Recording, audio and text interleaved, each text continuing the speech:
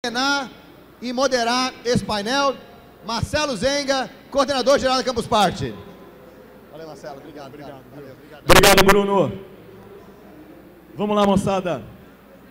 Gostaria de convidar o palco para o nosso painel para falar dos desafios do Brasil de criar cidades inteligentes. Primeiramente, o representante do Ministério das Cidades, Marcos Vinícius Guimarães. Boa, Márcio.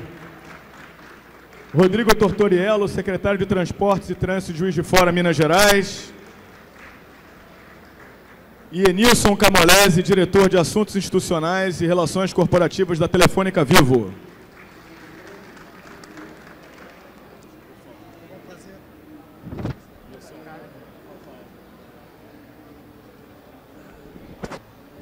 Bom, moçada, como vocês sabem, a Campus Party traz esse ano para Recife novamente a discussão, suscita novamente a discussão de cidades inteligentes. Nós estamos abrigando aqui um evento paralelo, liderado pelo Fórum Nacional de Ciência e Tecnologia, para discutir o tema de Smart Cities.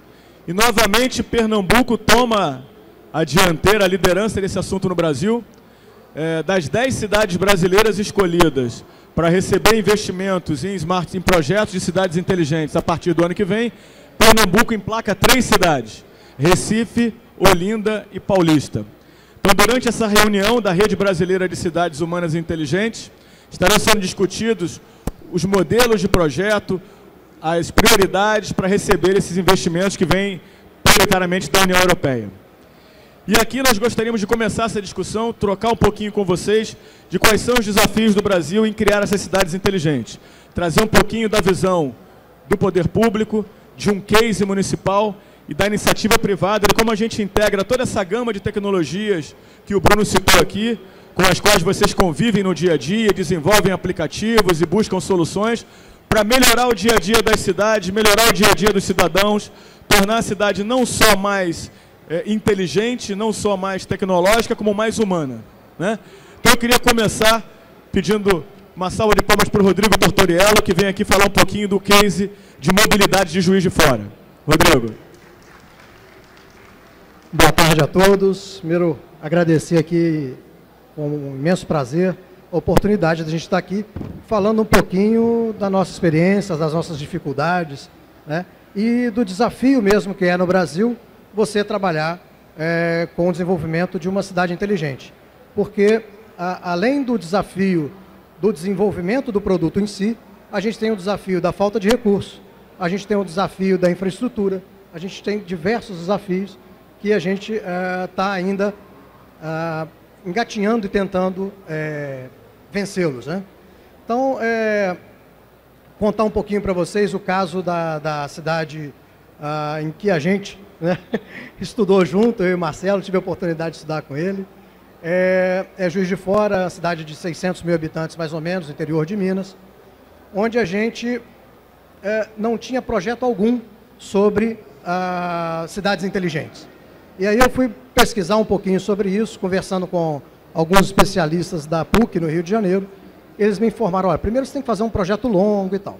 Bom, como a gente não tinha um recurso, não tinha condição de fazê-lo, a gente buscou o seguinte: com iniciativas individuais e projetos inovadores com tecnologia, a gente poderia startar esse processo, mesmo que ele não fosse um conjunto de atividades que pudesse ser chamado inicialmente cidade inteligente. Então a gente tem, vamos chamar de iniciativas inteligentes. A gente tem alguns cases que a gente implantou. Por exemplo, o que o Marcelo se referiu aqui, a gente, com uma empresa aqui de Recife, a Citat, a gente começou a desenvolver um trabalho que aqui vocês já devem conhecer, o Citamob, que é um aplicativo para a previsão da chegada do ônibus no seu ponto, né? Vocês veem o link com o Recife novamente, né, na liderança de tecnologia. Juiz de Fora, o case que a gente traz para o painel, trouxe, adaptou e desenvolveu uma solução que nasceu aqui no Recife. Nasceu aqui, é uma solução muito boa. E aí, o que a gente fez? Nenhuma cidade do Brasil, normalmente a Citat vende o programa para as empresas de ônibus, tá? E as empresas de ônibus colocam essa informação ao usuário da forma como elas entendem que é necessária.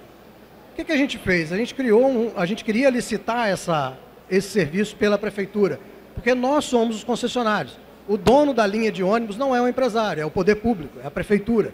E ali a gente queria gerenciar melhor e dar mais informação ao usuário. Bom, com essa lógica, que é totalmente diferente da outra, de você começar a implantação pelas empresas, a gente implantou um centro de comando na prefeitura, onde toda a informação passa primeiro pela prefeitura. E é o primeiro caso do Brasil, pela CITAT, onde ela tem o poder público, a empresa de ônibus ou os empresários e a população interagindo nesse sistema. Com isso, a gente conseguiu avanços impressionantes. Eu vou pedir para mostrar só a cara do site aqui na tela. Bom, esse é o site da prefeitura, está lá em aberto. Aí tem aquele íconezinho ônibus lá em cima. Passa para o próximo, por favor. Aqui é o Citamob, que vocês conhecem. E aqui está no nosso site, basta clicar num pezinho daquele ali, ele vai informar todas as listas, todas as linhas de ônibus que passam por ali. O próximo, por favor. Aqui a gente avançou um pouquinho, porque o modelo de gestão pública sem transparência e sem informação não é gestão pública eficiente. Então aqui a gente está tornando público toda a informação do sistema de transporte. Então ontem foram programadas ali, não, minto, estou falando primeiro da velocidade média. Normalmente a gente vê na televisão o jornal falar o seguinte, olha, o corredor tal, a velocidade média dos carros é de tantos quilômetros por hora. E dos ônibus? Quem fala para a gente? Como a gente fica sabendo? A gente incentiva o uso do transporte coletivo e não informa vocês qual a velocidade média do ônibus, quanto tempo ele está gastando em determinado corredor. Então a nossa abordagem foi primeiro implantar esse sistema voltado para o usuário do transporte coletivo. Eu informo ali a Avenida Getúlio Vargas, que é um importante corredor de transporte na cidade. Volta. Isso. Ela tem ali 1,17 quilômetros de percurso.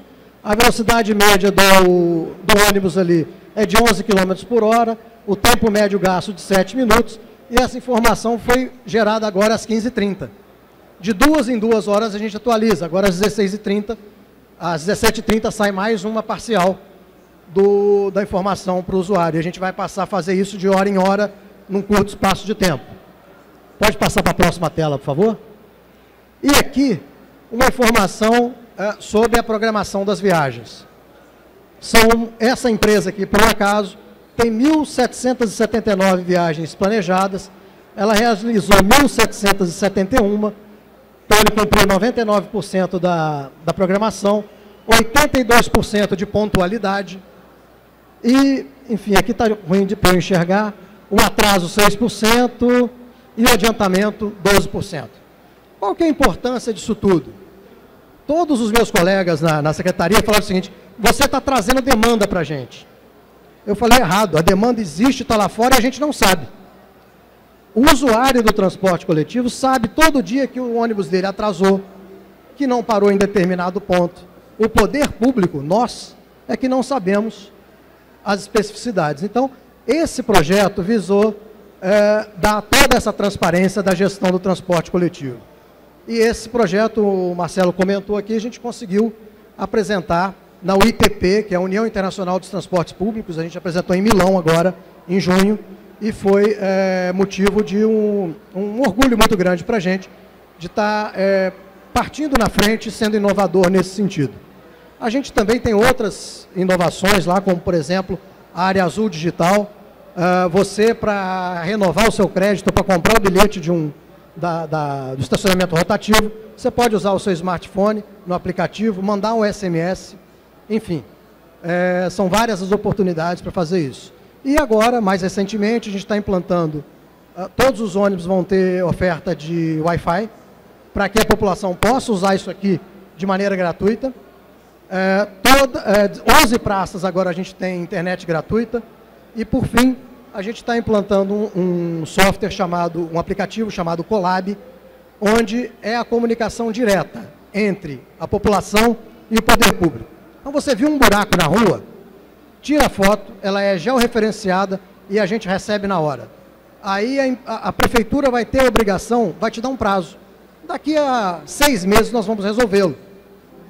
Mas te dá um prazo para resolver. O que não pode a população achar que a gente está sabendo que o buraco está lá, a gente não está sabendo, e fica aquilo ali rendendo 1 ano, 2 anos, e sem solução. Então, a Prefeitura de Juiz de Fora entendeu que a tecnologia é um aliado para melhorar a gestão pública.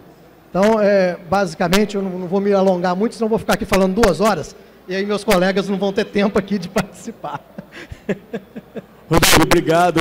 A gente tem, eu vou sempre a Juiz de Fora, tenho uma filha lá, a gente tem acompanhado as mudanças em Juiz de Fora. Mas você falou uma coisa interessante que é aplicativo, Wi-Fi, tecnologia usada, móvel, e aí, obviamente, eu lembro do meu amigo Enilson e digo que tem um papel fundamental das operadoras de telefonia, né, das operadoras móveis principalmente, em conseguir dar essa oferta de mobilidade, essa oferta de conectividade, para que esses projetos, com participação do poder público, com participação da população, possam efetivamente se desenvolver e entregar um legado para a população. Como é que a Telefônica Vivo enxerga isso? O que ela está fazendo nesse sentido nas cidades inteligentes do Brasil? Bom, obrigado, Marcelo. Primeiramente, queria agradecer o convite. Para a gente é sempre uma honra estar aqui. A Vivo, Telefônica Vivo, tem tudo a ver com Campus Party. Recife tem tudo a ver com Campus Party. Nós estamos há 4 anos aqui nessa parceria, com o OVNI, com os apoios. E para a gente é motivo também de muito orgulho estar aqui. Bom, primeiramente, só mostrar, nós somos uma empresa Vivo, é uma empresa que nasce dentro do mundo de conectividade. Só que o mundo muda, né? A conectividade, cada vez mais, ela está no nosso DNA, ela é extremamente importante para a gente, mas nós temos que cada vez mais agregar valor a ela, agregar inteligência a essa conectividade. Hoje, o mundo das OTTs, nós temos que nos aproximar dos mundos das OTTs, para você criar aplicativos, criar situações e serviços que atendam a população de uma forma mais completa. Então, a Telefônica hoje, ela trabalha dentro do conceito de uma telco digital. A Vivo trabalha dentro do conceito de uma telco digital. O que é uma telco digital? Uma telco que sai do mundo das conexões sem deixar de atuar fortemente nela, ou seja, ela começa a olhar para um mundo mais amplo, para o mundo das aplicações, para o mundo dos serviços. Investimos pesadamente em infraestrutura, e a infraestrutura é o elemento base de tudo que a gente está falando aqui. Sem ela não acontece nada, não acontece inclusive uma Campus Party que hoje tem 20 GB de velocidade. E é muito interessante a gente observar o seguinte, eu vou apresentar um vídeo daqui a pouquinho, pode até estar preparando ele aí, que daqui a pouco a gente solta, mas é muito interessante saber como que isso tudo toca quem está aqui nessa campus. Quem está aqui nessa campus? O empreendedorismo que está aqui, a inovação que está aqui.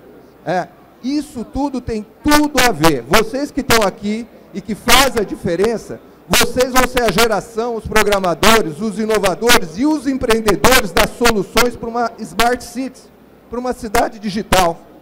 Esse é o grande lance que a gente está colocando aqui. Hoje, muita gente faz game, faz isso, faz aquilo, que é muito importante, o que enriquece o conhecimento de todo mundo, e é assim que começa a cadeia inovadora. Mas quantos daqui no futuro vão estar desenvolvendo soluções para a cidadania? Soluções para uma sociedade inteligente. E uma sociedade inteligente começa no lugar onde você vive, que é a cidade. Então, esse conceito de cidade digital, ele toca todo mundo, de cidades, de smart cities, de cidades inteligentes, ele toca todo mundo.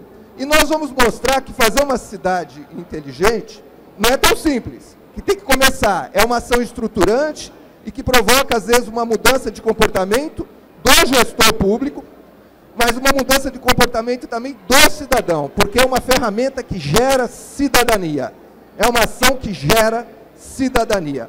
E nós fizemos um piloto numa cidade no interior de São Paulo, uma cidade chamada Águas de São Pedro. É uma cidade pequena, mas que nós vamos mostrar um vídeo aqui para dizer o que está por trás, o que está abaixo da linha d'água de uma cidade inteligente.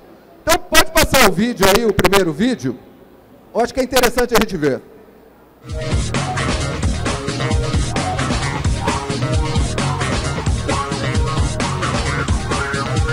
Estamos a caminho de Águas de São Pedro, no interior de São Paulo. A cidade turística, que fica a 187 quilômetros da capital, é conhecida por suas fontes de águas minerais. Por isso, atrai centenas de turistas nos finais de semana, feriados e Por que mesmo a Telefônica Vivo está falando disso? Calma, a gente vai explicar. Mas já adianto que em breve, Águas de São Pedro vai ser um exemplo de cidade digital. O que isso significa? Significa que por meio da modernização da infraestrutura de telecom que hoje atende Águas de São Pedro, as pessoas poderão vivenciar novas experiências tecnológicas, que trarão muitos benefícios para todos. O primeiro passo foi modernizar a central telefônica atual. Saem os antigos cabos de cobre e entra a fibra ótica.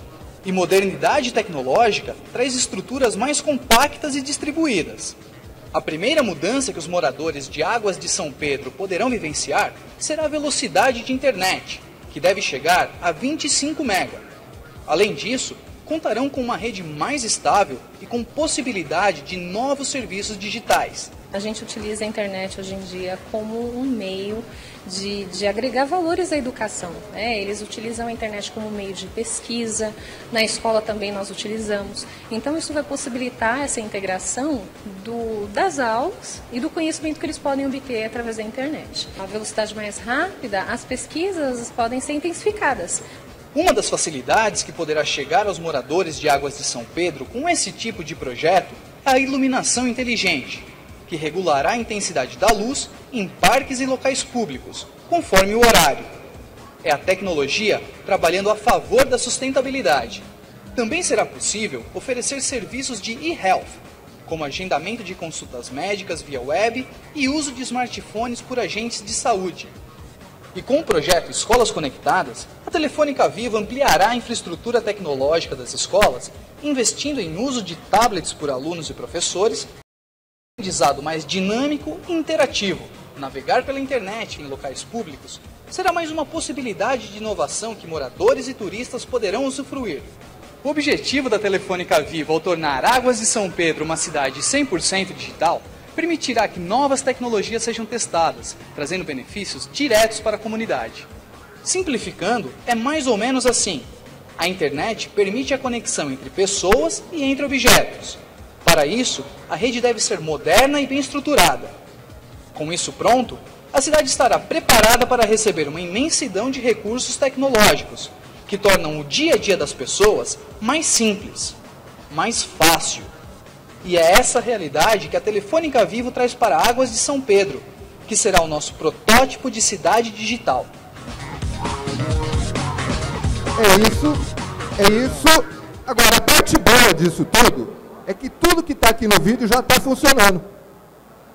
Essa aí foi para mostrar como que a gente implementou a infraestrutura, ou seja, você tem que ter uma camada de infraestrutura muito poderosa, móvel, fixa, fibra, alta velocidade.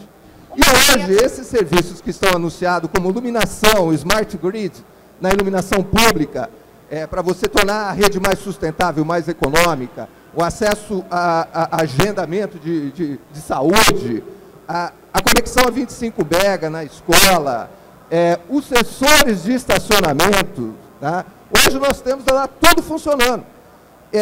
Nós temos até um vídeo do sensor de estacionamento aqui, que a gente poderia até estar mostrando, mas eu acho que talvez eu fique aqui segurando um pouco. Mas hoje nós temos aqui tudo isso. E isso aqui funciona onde? No interior de São Paulo. Hoje, por exemplo, você chega com o smartphone, você sabe onde tem vaga de estacionamento. A cidade indica com display onde você pode encontrar uma vaga sem ficar gerando mais trânsito. Isso tudo foi adaptado no conceito de cidade inteligente. E onde a gente encontra isso? A gente encontra isso em São Paulo, em Águas de São Pedro. A ideia é que isso se multiplique, isso vai acontecer, quer queira ou quer não queira, isso é futuro sendo realizado no presente. Mas quando a gente vai para a Europa, a gente vê muitos cases disso já acontecendo. Tá? Quando você vai para uma cidade igual a Barcelona, você não vê um caminhão de lixo passando toda hora e todo dia, ele só passa quando a caçamba está cheia. E como que identifica que a caçamba de lixo está cheia? Através da internet das coisas. A internet das coisas é um sensorzinho que identifica a caçamba cheia, o caminhão vai lá e passa. Quando chega um navio no porto de Barcelona, as companhias de turismo, de táxi, sabem quantos turistas russos, quantos turistas gregos estão chegando lá e já despacham motoristas de táxi. Gregos não tem muito ultimamente, né? Gregos não deve ter muito ultimamente. Ultimamente parece que não. Mas, enfim, existe toda uma tecnologia a serviço não só dos negócios, mas a serviço também da sustentabilidade urbana, a serviço da cidadania. Então, muitas informações de governo chegam no seu aplicativo, o governo tem noção de mobilidade, de planejamento de mobilidade urbana, onde investir mais em linhas de ônibus, onde tirar ônibus, tudo isso em tempo real, trabalhando com uma mesma frota. Então, é uma ferramenta muito forte de planejamento, mas, como eu disse no início, principalmente de cidadania. Eu paro aqui e fico à disposição de todo mundo aí. Alô? Obrigado, Nilson, obrigado. Enquanto eu chamo o nosso último participante da mesa, o secretário nacional de Juventude da Presidência da República, Gabriel Medina, não é o surfista. Salva de palmas para o nosso secretário, por favor.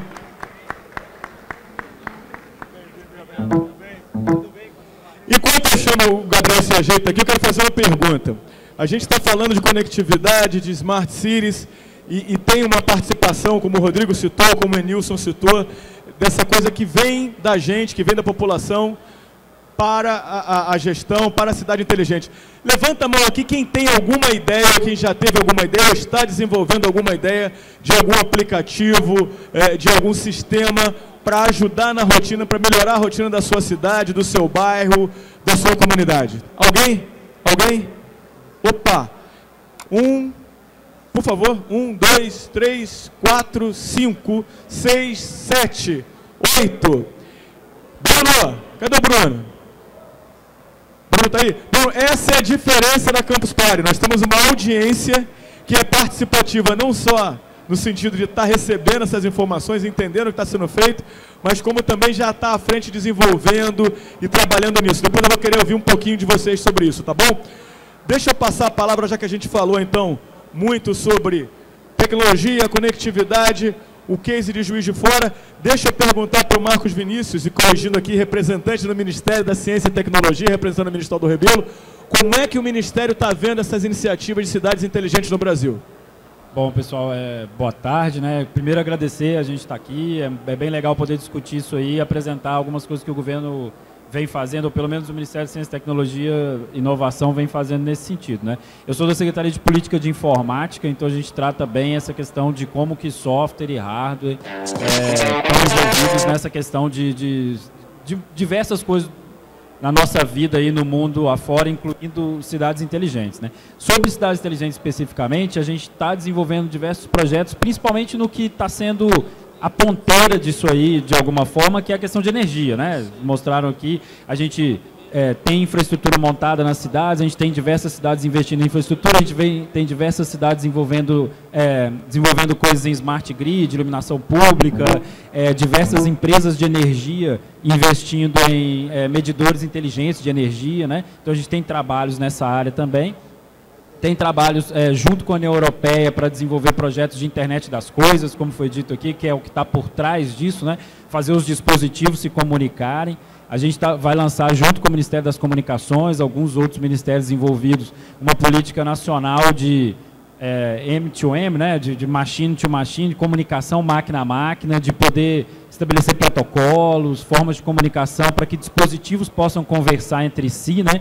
Porque parece uma coisa, às vezes a gente tem que se aprofundar um pouquinho nisso, principalmente vocês, né? Que o pessoal público daqui, campuseiros, o pessoal que é desenvolvedor, o pessoal que está ligado em questão de tecnologia. Você imagina só a situação de uma cidade como Juiz de Fora, tem toda a questão de comprar tecnologia, né, e fazer licitação, questão do poder público, bom gasto do recurso público, etc. e tal.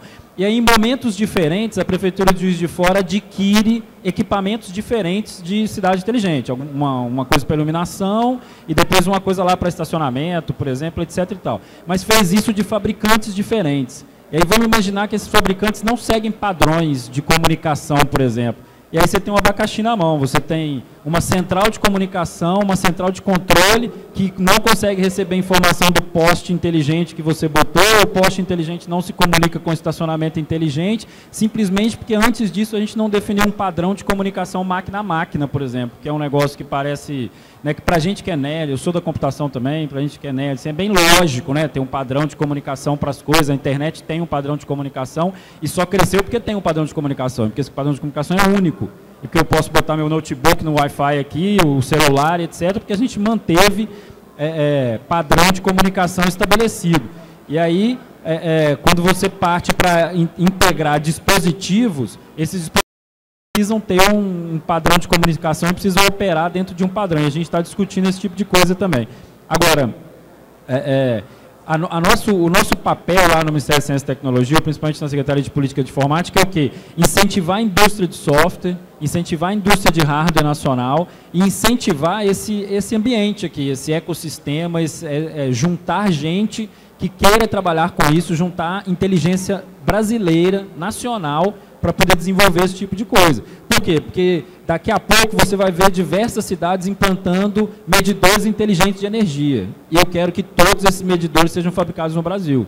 E eu quero que o software que gerencie esses medidores seja nacional, que tenha sido criado por vocês. Que os aplicativos que vão nos celulares para te fazer ver como que está o consumo de energia na sua casa, em qualquer lugar, e que a empresa consiga monitorar todo o consumo de energia de uma região, seja um software nacional. Então, a gente tem que incentivar que a indústria nacional cresça em direção a esse novo paradigma aí de integrar cidades, integrar máquinas, internet das coisas, etc. e tal. E aí tem um ponto muito interessante também, que como problema, né, que a gente veio discutir aqui também um pouco de quais são os desafios que a gente tem para o Brasil se posicionar como protagonista dessa questão de cidades inteligentes, por exemplo, é segurança. Segurança é um tema que ficou muito famoso aí com o nosso amigo lá, Edward Snowden, né? E eu sempre falo que quando o Snowden abriu a boca, ele zerou o mundo, né? E tirando os próprios americanos, eles ouviam todo mundo. Eles ouviam a Angela Merkel, né? Eles ouviam a presidenta Dilma, mas eles ouviam a Angela Merkel também. Então não tinha ninguém fora do radar deles. Então não tem ninguém com segurança suficiente para, por exemplo, conter o Obama. E na hora que a gente transforma isso em dispositivos conectados, aí você fala assim, eu quero que a minha geladeira esteja conectada para me avisar que está faltando ovo. E aí o cara hackeia a sua geladeira, manda ela comprar ovo e entregar na casa dele. Aí você quer que o medidor de energia da sua casa seja inteligente, para poder medir a energia, saber qual é o consumo. O cara hackeia o medidor de energia e desliga a sua luz. Então, qual é o nível de segurança que a gente está tendo na internet de forma geral? Ainda é relativamente baixo. Agora, quem vai resolver isso aí? Vocês. Porque quem vai resolver isso são os brasileiros que vão desenvolver hardware e software para a internet das coisas e para cidades inteligentes, que sejam bons, competitivos, que sejam de alta qualidade, que sejam seguros e defendendo de novo, né, o nosso lado do MCT, que isso surja no Brasil, que isso seja fruto de pesquisa, desenvolvimento e inovação realizado pela gente, realizado pelo povo brasileiro, realizado por vocês, realizado por gente que está afim de fazer alguma coisa. Aí, nesse sentido, para Campus Party, eu acho assim, fenomenal a gente falar de cidades inteligentes, falar de internet das coisas, porque isso é um mundo aberto, gente, é um mundo aberto. Se você pegar, só mais um exemplo, se pegar um ônibus, né? Ele fala, a gente monitora que hora que o ônibus está chegando. Mas você imagina do lado da empresa, e se a empresa monitorasse o ônibus inteiro? E se ela conseguir saber quantas libras tem cada pneu, em cada momento? E se ela souber que o pneu vai estourar? E se ela souber que o motor está para estragar? E se ela puder mandar o ônibus antes daquele ônibus quebrar? E é possível fazer isso. Sensores, né? Milhares de sensores, rede, infraestrutura, rede móvel. Então, está todo mundo... É um ambiente legal. Assim, a gente fala muito isso lá no Ministério da Ciência e Tecnologia, porque eu acho um ambiente extremamente legal, porque a gente envolve empresas. Porque sem a infraestrutura que a Telefônica e outras telcos estão colocando aí, a gente não vai conseguir fazer isso. A gente envolve o poder público municipal, estadual, porque as cidades estão lá na ponta. A gente envolve os cidadãos, como você falou, que precisam informar que tem buraco, precisam informar que tem não sei o quê, precisa saber que o ônibus está chegando, etc. Enfim, é um ambiente perfeito. É finalmente um ambiente onde a gente vai conseguir juntar todo mundo para criar soluções inteligentes de verdade, soluções que afetam os cidadãos, que afetam as cidades, etc. e tal. E antes disso, do meu lado, pelo menos, ou do lado do MCT, a gente quer que vocês criem essas soluções, que vocês programem esses softwares, que vocês desenvolvam esse hardware, que a gente possa fazer tecnologia nacional na cidade inteligente nacional, né, na cidade inteligente brasileira. Maravilha, Marcos. Deixa eu falar, bom, ele disse assim, ó, somos nós, são eles que vão desenvolver segurança, comunicação máquina, comunicação máquina, mas comunicação gente, cidades humanas inteligentes. Olha, o pessoal que levantou a mão aí para dizer que tinha projeto, de que área é o seu projeto? Que área? Segurança, o seu? Zoonoses, o seu? Saúde? Mobilidade? Quem mais que tinha projeto aqui? Segurança pública. Então já começou aqui, tá? Com certeza. Já começou aqui, eu peço uma salva de palmas para quem vai fazer essa revolução, que são os campuseiros. A salva de palmas para os campuseiros, e aí não vai aguentar, né?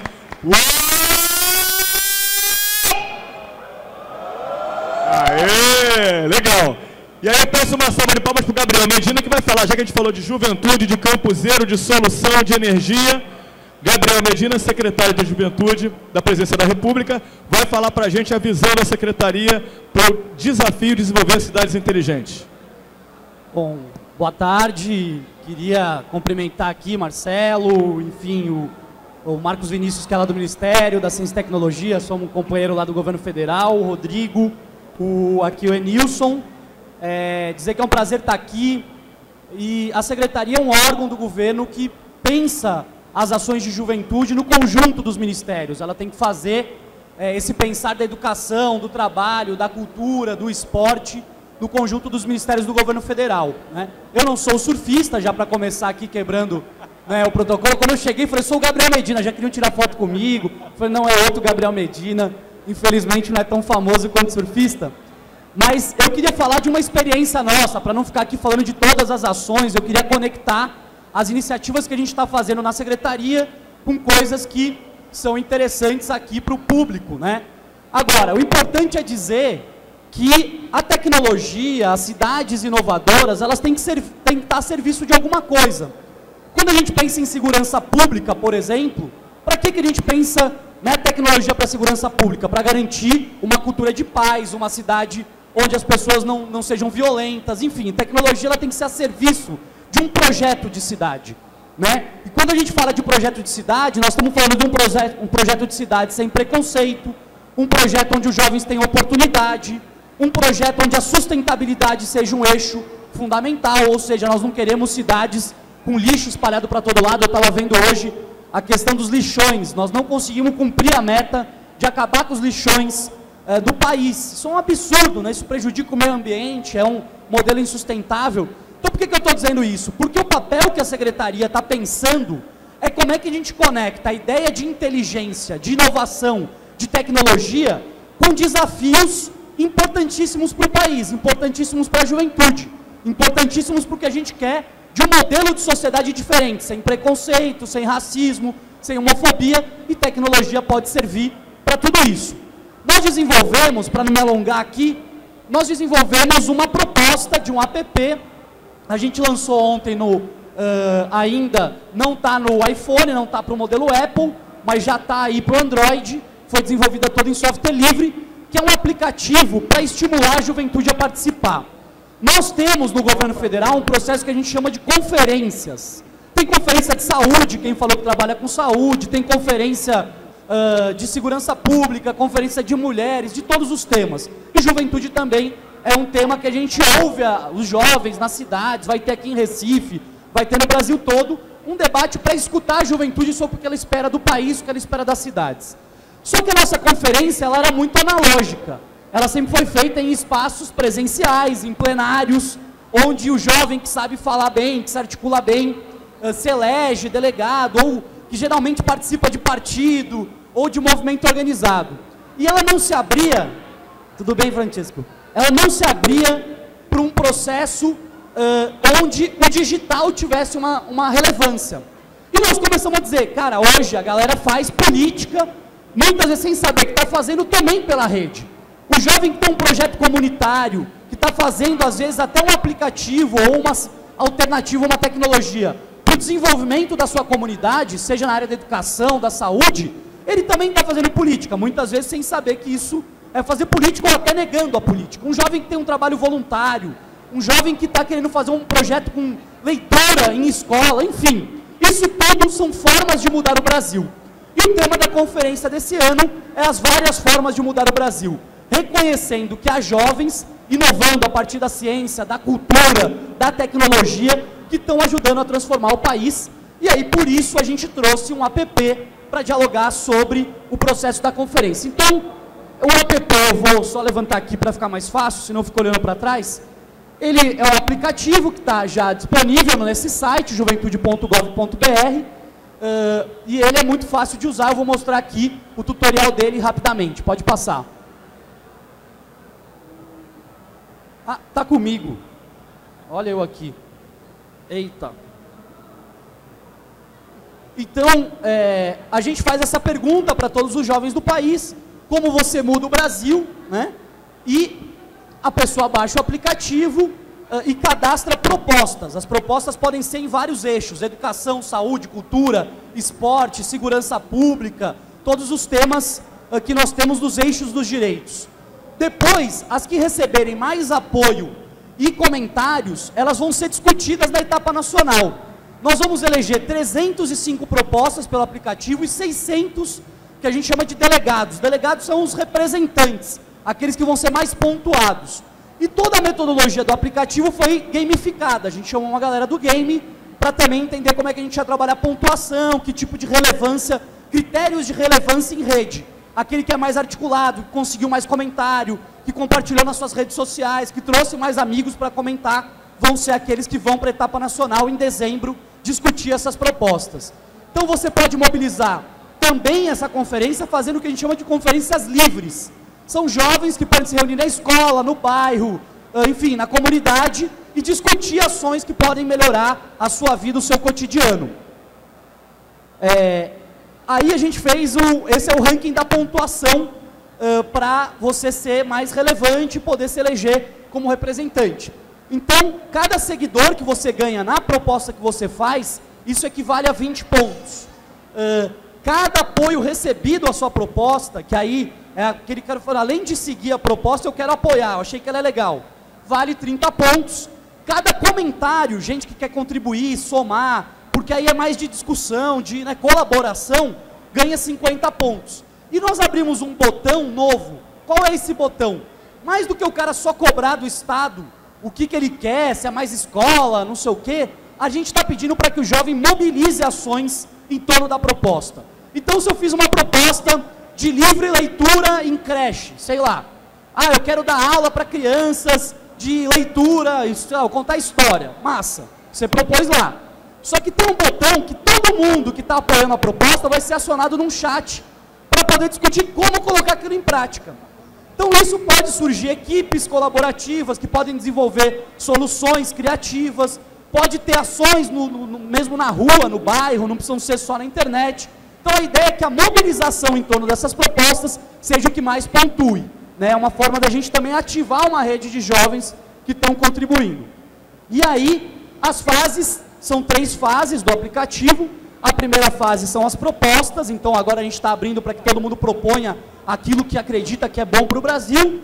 Depois nós vamos fazer os aplausos, que é uma fase onde os participantes vão poder apoiar, mobilizar, e aí não dá mais para criar nem para comentar. Então agora a primeira fase cria, comenta, colabora, depois apoia e mobiliza, e a terceira fase é o anúncio, que nós vamos falar quem são os 600 jovens que vão para Brasília levar suas propostas e poder discutir com jovens do Brasil todo quais são as soluções para o Brasil. 600 vão pela plataforma digital, mas nós vamos ter outros 1.300 que vão por processos presenciais, que vão ser conferências municipais presenciais que vão acontecer. Inclusive, nós vamos ter uma consulta a comunidades e povos tradicionais. Então, nós vamos ter indígenas, quilombolas, ribeirinhos. A ideia é que a gente consiga ter nessa conferência a diversidade dos jovens do país. Mostrar a cara indígena, mostrar que tem jovens de vários tipos, de várias caras que têm demandas específicas. Eu estou aqui terminando. Então, como eu já disse, os 600 candidatos com mais pontos vão ser convidados a participar presencialmente da terceira conferência, que vai ser de 16 a 19 de dezembro em Brasília. Então, o governo federal vai arcar com todos esses custos e a gente vai estar fazendo esse processo conjuntamente. E aí eu queria, só para finalizar, passar o vídeo aqui, para que vocês conheçam um pouco mais da plataforma. E, obviamente, que a Secretaria não faz só isso, mas eu queria mostrar um modelo prático também de como a gente pode criar iniciativas de participação pela rede, que, inclusive, reconhecem outros sujeitos políticos. Nós estamos acostumados, na Secretaria, só a falar com militante, sabe? Aquele que sabe falar bem, que participa levantando crachá, que vai para congresso estudantil. Essa plataforma é uma maneira da gente reconhecer jovens que estão lá produzindo, enfim, política de outra forma, entendeu? O cara que é nerd mesmo, que mobiliza uma galera no Facebook, na rede, no Twitter, e que pode ir sem precisar estar num partido político, num movimento estudantil, que geralmente são os espaços dos políticos profissionais. Nós queremos menos gente de terno e gravata, menos gente, né, que chega lá já todo preparado para se eleger, e queremos dialogar com um jovem comum, um jovem que está na sua casa e que de repente pode também se engajar nesse processo de mudança do país. Tem muita gente que quer mudar, tenho certeza que vocês são parte dessa geração, fico feliz de estar aqui, é um prazer, e para encerrar só vou passar o vídeo. Valeu, obrigado. Uma salva de palmas para o Gabriel Medina.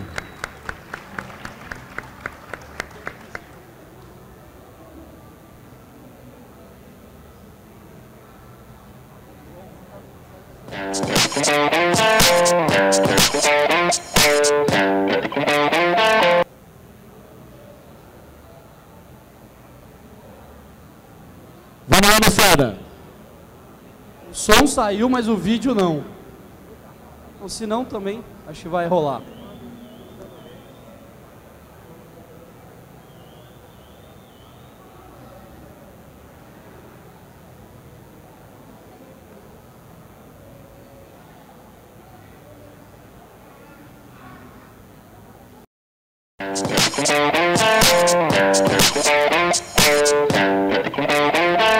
E aí, já conhece o aplicativo da Terceira Conferência Nacional de Juventude?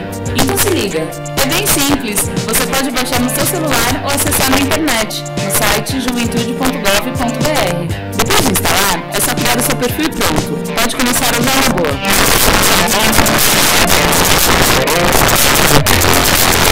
O aplicativo tem uma pergunta fundamental para a juventude brasileira: como você quer mudar o Brasil? Cadastre sua proposta.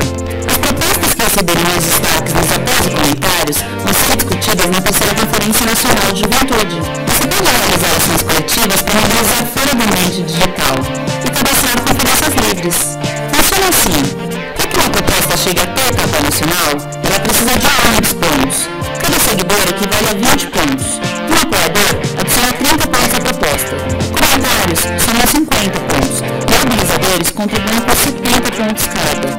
Os autores das 600 propostas com mais pontos vão ser convidados a participar presencialmente da Terceira Conferência Nacional de Juventude, de 16 a 19 de dezembro, em Brasília. Não fique de fora. Vem participar da Terceira Conferência Nacional de Juventude, as várias formas de mudar o Brasil.